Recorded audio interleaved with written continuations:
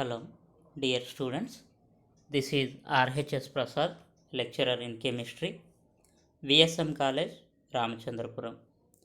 Today, we are going to discuss about the decomposition techniques in analysis, part 3 in Unit 2, Paper 2, that is quality control and traditional methods of analysis in third semester, second year MSc Analytical Chemistry.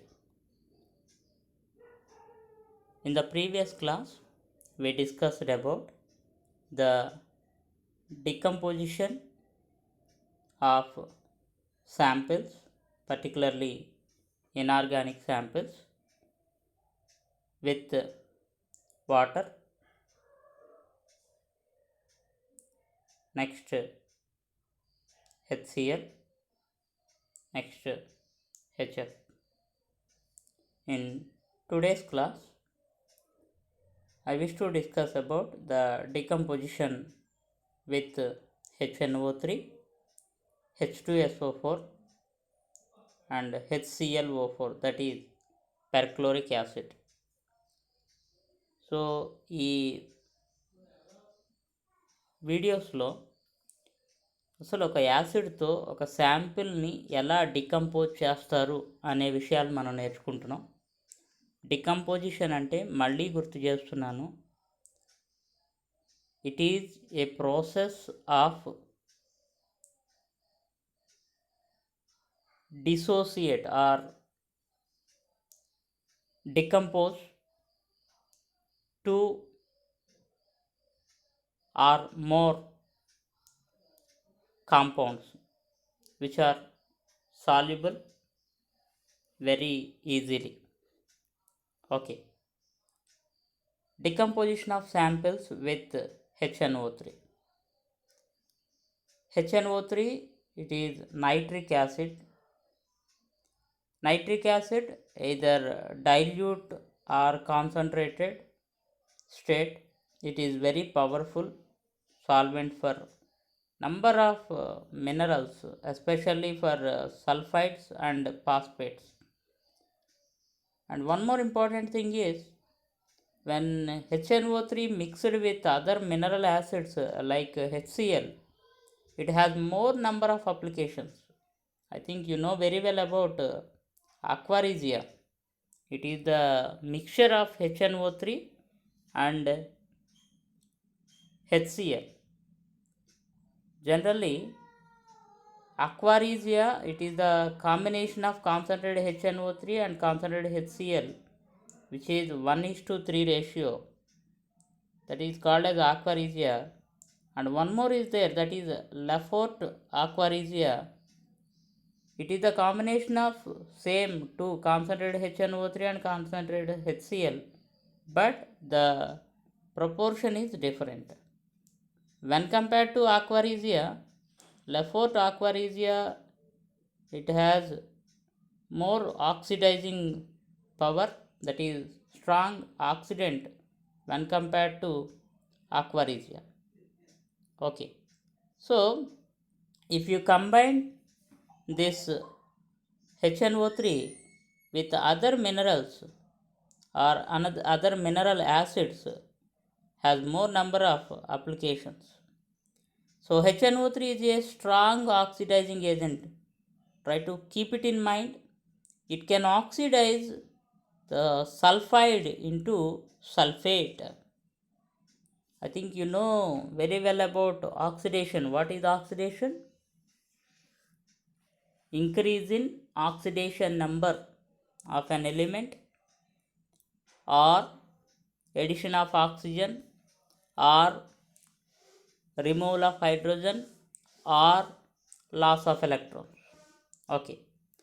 For the determination of sulfur in sulfide compounds, it must be decomposed with HNO3 at room temperature. Otherwise, elementary sulfur would be precipitated.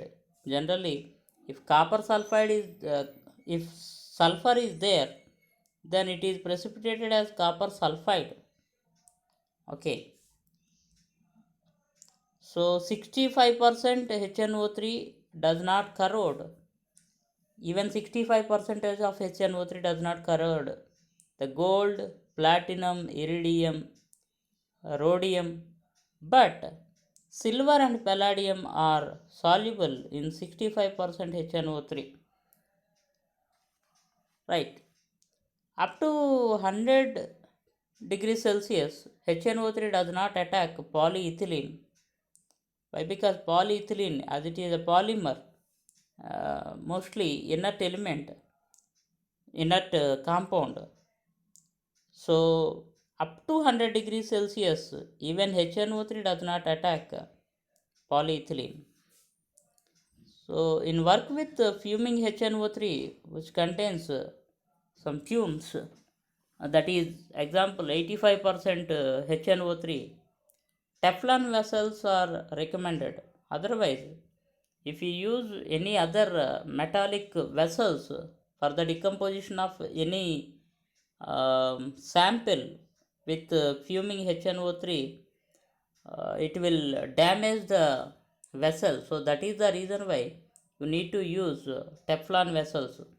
అంటే 85% HNO3తో decompose చేసేటప్పుడు compulsory Teflon వెసల్సే use చేయాలమ్మా.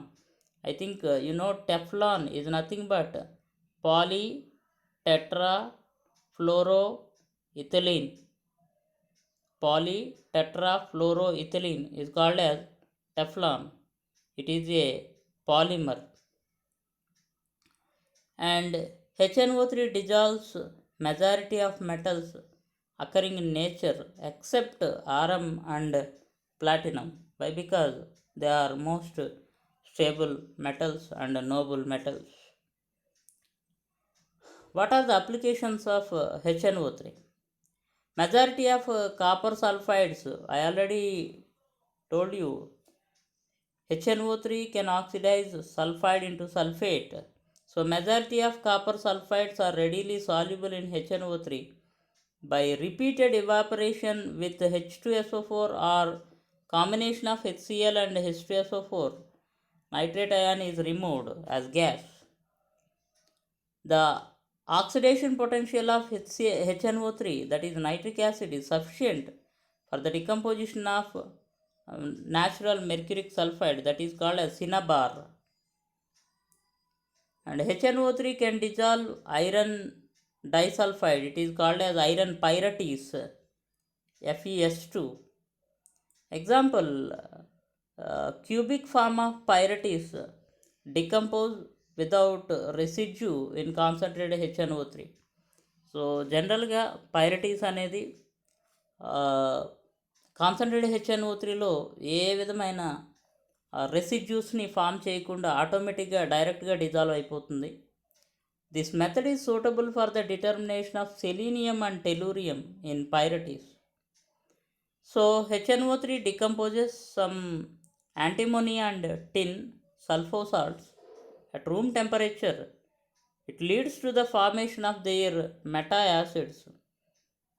Meta-acids means which doesn't contain any combined water in it.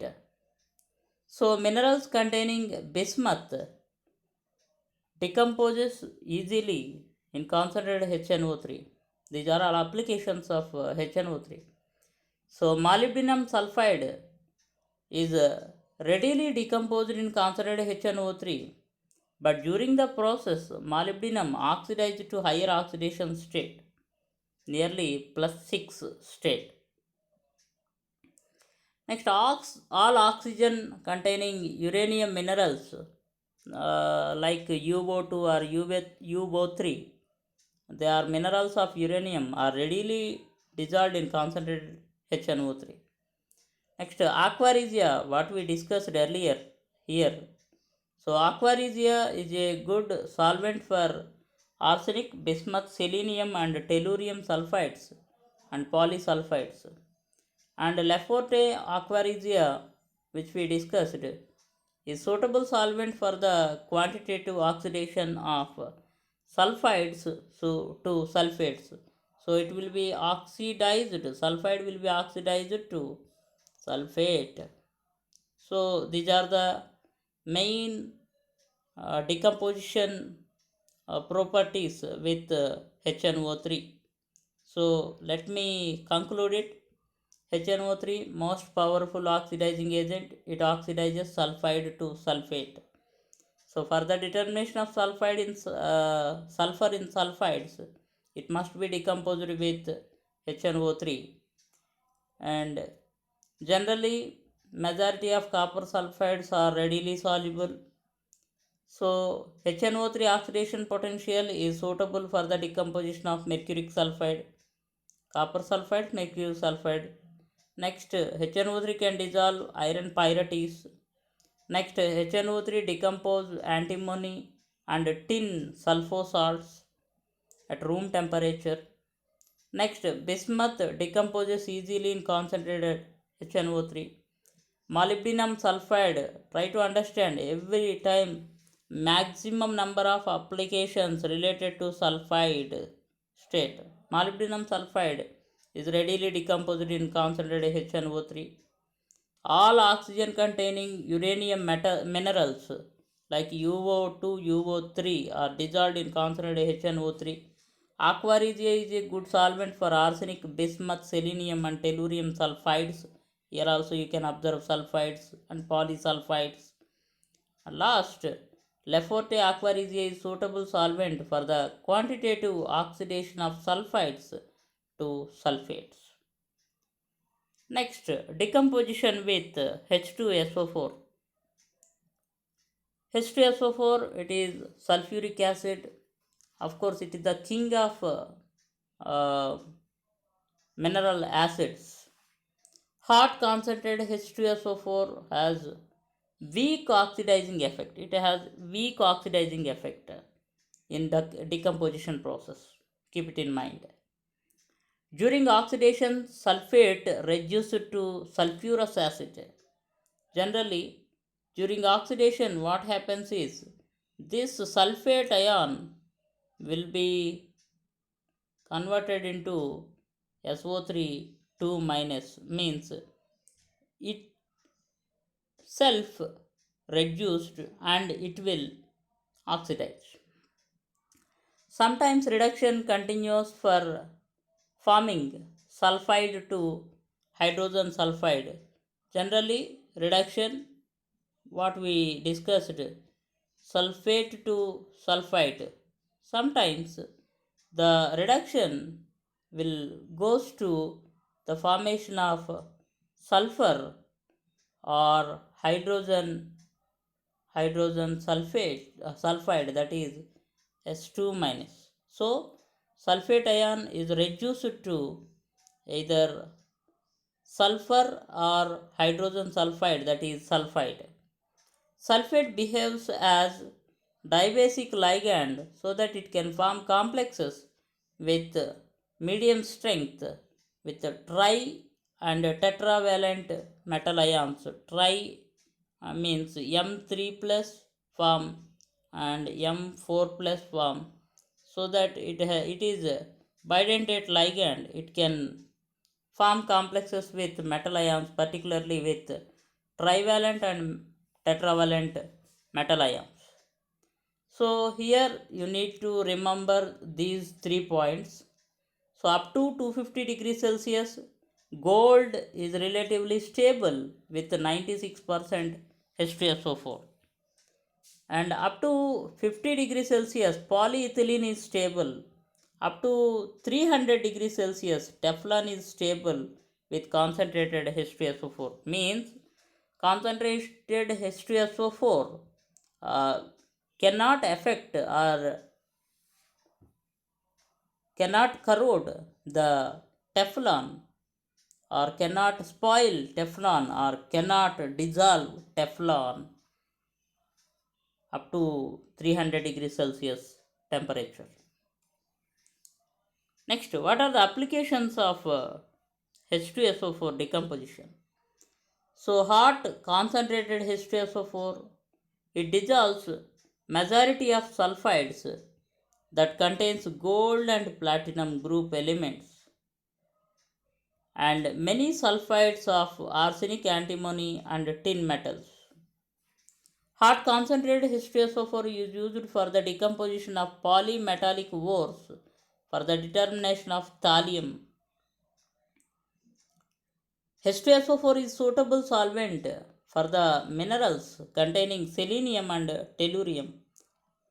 Concentrated or dilute H2SO4 is used as a solvent for the minerals of halides, especially for fluorides. Generally, it is used for the separation of fluorine by distillation process. Dilute H2SO4 is used for the determination of higher oxidation state manganese. So, you can determine. At elevated pressure means high pressure, H2SO4 decomposes resistant minerals of spinal group minerals containing mainly chromium, iron, and magnesium. They are combined minerals which contains chromium, iron, and magnesium. So they are spinal group minerals.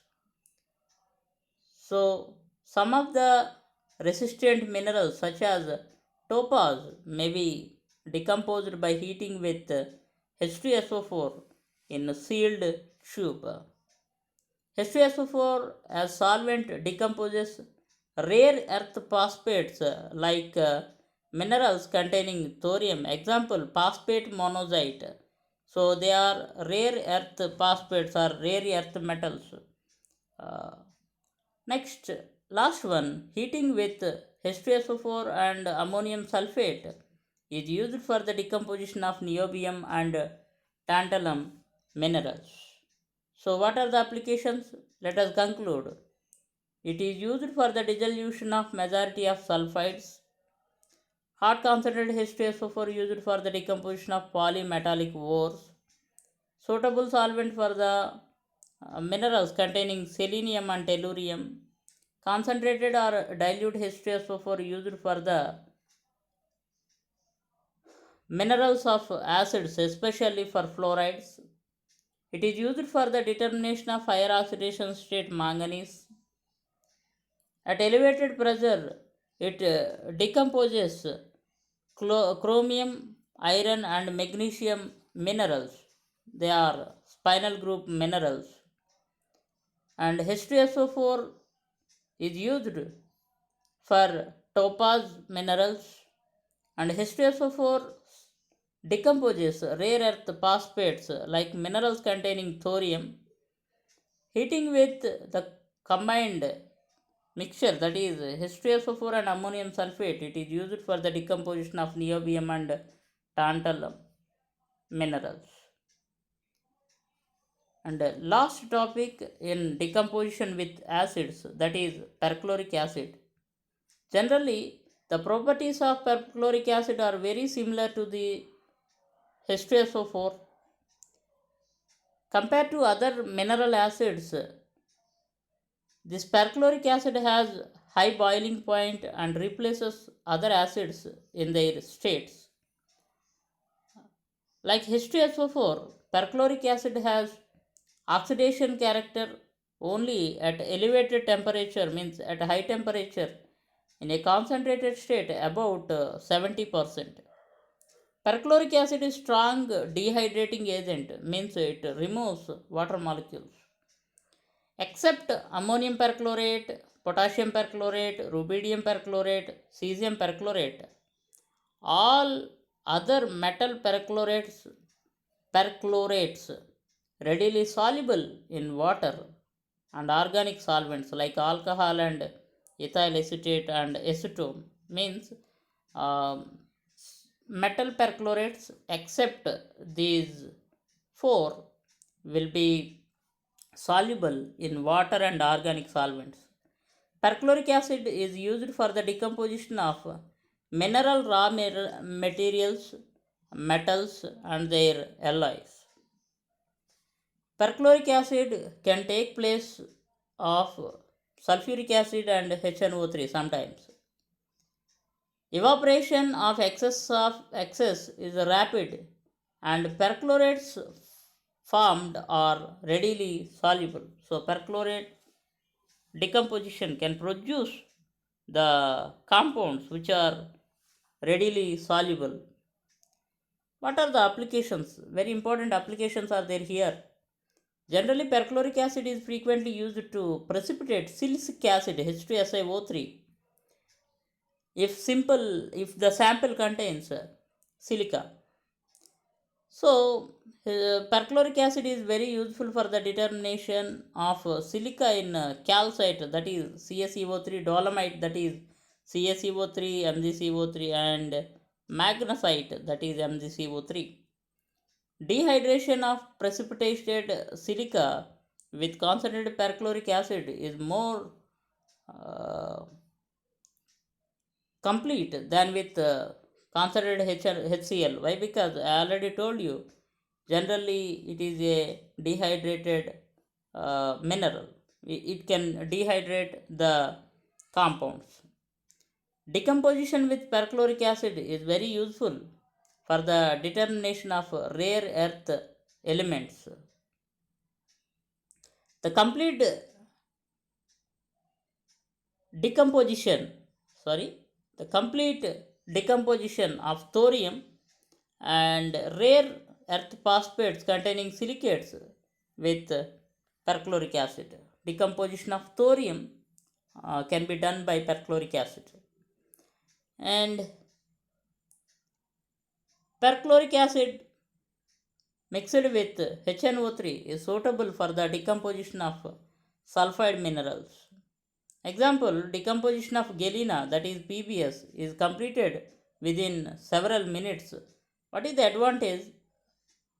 Neither sulfur nor PbSO4 will be precipitated. అక్కడ sulphur కానీ lead sulfate కానీ precipitate కావు if you use perchloric acid in the decomposition of galena. It is used for the determination of bismuth in lead minerals. Means perchloric acid is used for the determination of bismuth in lead minerals.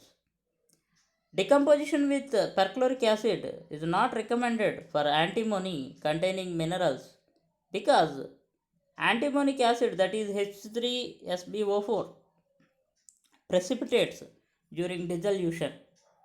It makes the analysis difficult. Why? Because this antimonic acid can form a precipitate, so that the further analysis will be somewhat difficult with this perchloric acid.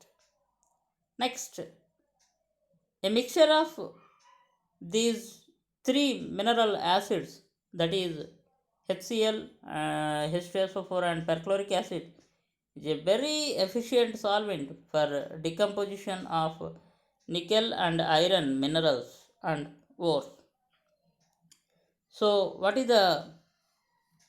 are the main applications? Let me conclude. It is used for the determination of silica, which can form silicic acid. It is used for the determination of rare earth elements.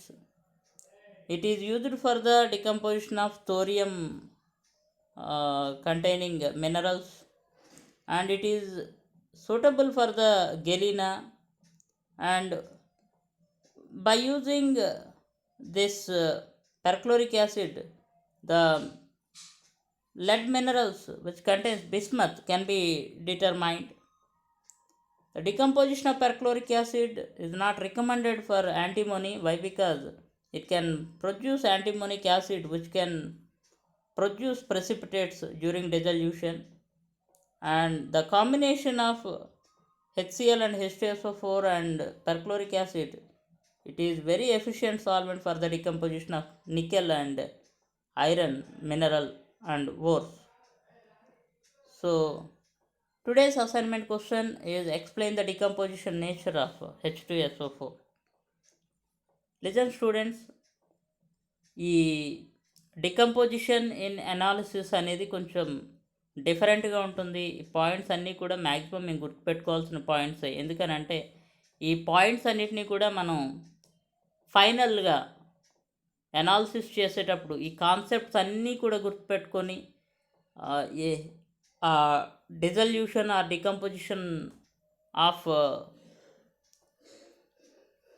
శాంపిల్స్లో HCl use చేయాలా, HNO three use చేయాలా, హెచ్2SO4 use చేయాలా, perchloric acid use చేయాలా, hydrofluoric acid use చేయాలా, or sometimes water use చేయాలా అనేది ఈ properties మీద డిపెండ్ అవుతుంది. అందుకని ప్రాపర్టీస్ అప్లికేషన్స్ అన్నీ కూడా మైండ్లో పెట్టుకోండి. మ్యాక్సిమం వాటిని అన్నిటిని కూడా సింప్లిఫై చేసి నేను ఆ మెటీరియల్లో ఇన్సర్ట్ చేశాను. Try to go through it. Thank you for your kind attention to this class. Thank you.